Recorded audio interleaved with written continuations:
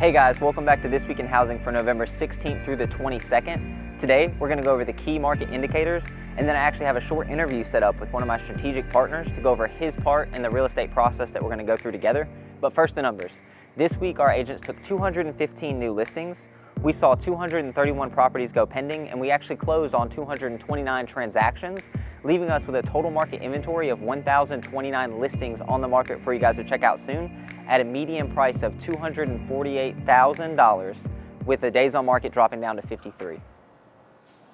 Hey guys, so I was actually fortunate enough to get Aaron Blackmon with Atlantic Bay Mortgage Group here to have a conversation with you guys about his part in the process and really answer some of the questions you guys have been asking me over the last couple of weeks. Aaron, thanks for coming. Joseph, good to be here. Thanks for having me. Yeah, man, not a problem. So the people have been asking some questions, and I know I am supposed to know some of the information about what's involved, but you're like the one straight from the horse's mouth. You'll be able to tell them all the details about it. And one of the things that's been coming up a lot, like I wanted to have questions that they've been asking, and it's coming up time and time again, that we can shoot this video once, answer all their questions, refer it to people who might need it again. But they've been asking, like, if they're looking to get pre-approved, what are the factors in their life so far that would affect whether they do or don't get approved, and for how much? Sure, absolutely. I'd love to explain that. So what I like to share with clients as they start the process is there's really three things I look at when starting to get qualified for a home loan. And so the first thing and the biggest thing is going to be credit score and credit history. That's usually the biggest thing that, especially with first-time home buyers, they're most nervous about having the conversation. And so we take a look at your credit score and your credit history. Then the second piece, it's a factor called the debt-to-income ratio. So we basically look at your monthly qualifying income. We compare your total monthly debts, the minimum payments. We roll in the estimated housing payment, and that's how we come to that second item, the debt-to-income ratio. And then the third piece, fairly simple, are assets. So money you have in checking or savings that you can use towards a down payment and some of the closing costs. Sometimes you can use investment accounts, retirement accounts, but typically what I have everyone focus on is that checking that savings amount as they've saved up for the down payment. Gotcha. So those types of assets would be a little bit more like viewed as favorable than some of the other ones might? Yeah, and each scenario is so different, and sometimes someone may have a lot of stocks accounts that they can look at using, but for the most part, it's going to be money they've just saved up over time as they work towards buying a house. Right, and that makes a lot of sense because I know sometimes there's like, how long have you been working on your job too kind of plays a role, because people are like, oh, I have great credit and I just transferred to an even higher paying job, and they're like, this should be great, right? And like, you might want to ask Aaron that, because he's going to have more information about that. And that's what's so unique, even if you look at, all right, well, I just transferred jobs or I changed jobs, that's not going to disqualify you whatsoever. Right. If you have a job change that's positive, that's always a good thing. And so that's why I mentioned, everyone's scenario is so unique, and that's why it's so important to look at getting qualified, because you may have been able to buy a house 5 years ago and you didn't think so, and now you're looking at a house and you're ready to take that step. So that's why it's so important to speak, one-on-one with the loan officer about the process. Yeah, I like that, because everyone, since there's three factors there, it's like some could be good, some could be not so great. So what outweighs what? And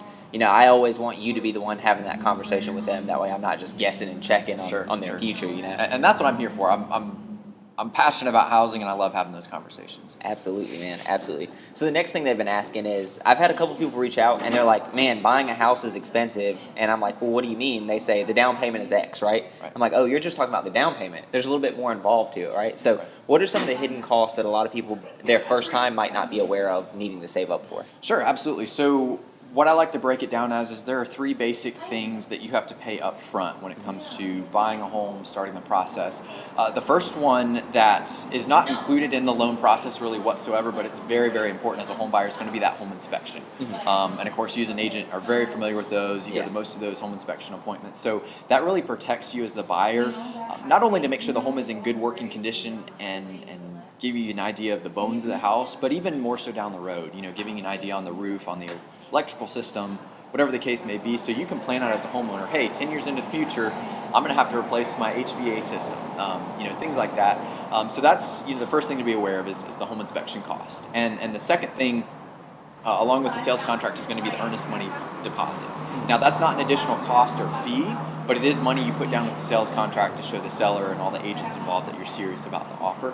And then the third kind of upfront cost just to think about is going to be the appraisal deposit. So once you've had that home inspection and you're through your due diligence period and you're ready to move forward, you make that appraisal deposit, and that allows us as the lender to order your appraisal and keep the process moving along. And then other costs just along the way, kind of above and beyond the down payment and things along the way. There may be closing costs that you as the buyer have to cover. Last year it was very, very common that sellers would be willing to cover most of closing costs. Right. With our market this year being such a seller-favored market, we're not seeing as many sellers agree to cover closing costs. And again, that's a conversation we can kind of have one-on-one for the exact specifics as far as the amount that would be on closing costs. Right, and I'm really glad you brought that up, because a lot of times buyers will come and they'll say, oh, well, my cousin bought a house, he's actually the one that referred me to you or whatever, and he said you were able to get his closing costs covered. And it's like, my ability to negotiate has a role in that, but so does everything around us. The sellers aren't going to pay for something they don't have to. And so it's obviously something we would shoot for, but I would rather under-promise and over-deliver and tell you to expect to maybe have to bake this into some of your costs in your mortgage process. Be ready for that to come up, and then if everything goes great, we'd pray for the best and try to make that happen. Sure. And then the next question people have really been asking, they're looking to get a mortgage maybe 6 months down the road, because this is a big investment. Yeah. People look into a phone for like a week before they buy it. They look into a car for like a month or two before they get it, right? And then a house, a mortgage, you should probably look into it for a little bit. Sure. And so the question is, I know something like this hits my credit. I don't want to get hit over and over and over again. If I want to shop around rates, what does that process look like? And then also, how long before I'm ready to be settled into my new place? Like, there's a time frame between contract and close. Sure. Is it right then when I should start looking, or maybe sooner? What does the ideal situation look like? Sure, absolutely. So as far as referencing, hey, if I shop around with different lenders and they all hit my credit, is that going to affect me? And simple answer is it does show as a hard inquiry on your credit. As long as you keep paying your bills on a regular monthly basis, right. As long as you keep paying your car payments, your credit card, you don't let anything fall behind, as long as you don't change your financial ability or you change your financial habits, you're going to be just fine. If you do shop around at 2 to 3 different lenders, you're going to be just fine. They're all going to see your score, your report just the same. If it's within a week process, you've reached out to 3 different lenders, they've all gotten back to you, that's just fine. There's nothing wrong with that whatsoever. As far as kind of the timeline then, hey, we're now at the end of November. If your lease is expiring in March, you probably want to start the process. If you've been working on things, your credit's good, you have the savings to cover the down payments, closing costs, perfect time. 3 to 4 months ahead of time, if your lease is expiring on your rental, excellent to start. If you're ready to buy tomorrow and you have everything together, perfect. It's just going to feel like a little bit more of a whirlwind. And then if you've got some saving to do, or maybe you've got established work history, things like that, if you're 12 months plus down the road, we can still get on the phone and have a conversation. Nothing wrong with that. We may want to hold off on actually starting the actual process because we know you're not there anyway. Right. But as far as kind of a general timeline, that's kind of what I shoot towards. I tell people all the time, all of my clients, it's never too early to start the process. So don't be afraid to reach out. We may just focus on things slightly different depending on your timeline and kind of where we're looking to go from there. That makes a lot of sense, man. And I'm really actually glad you brought that up specifically, because a lot of people, when they're starting the process of a mortgage, that's when things start to like freeze up. Like, they love to talk to real estate agents. They want to see the house. There's like no shame in that. Everyone wants to do that. But when it gets into the nitty gritty part of it, sometimes they want to hold up on what could be the biggest determining factor in whether they're on the right track or off track for what they need to do. And I just wanted to say thank you so much for taking the time to have this conversation with me. Guys, this is Aaron Blackmon. He's one of the best in his field.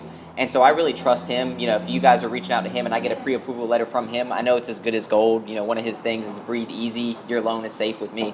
And I found that to be true. Aaron is really, really good at this process. And I don't want you guys to think he's the only person I'm willing to work with. You're free to choose whoever you want to, shop around, get the best rates possible.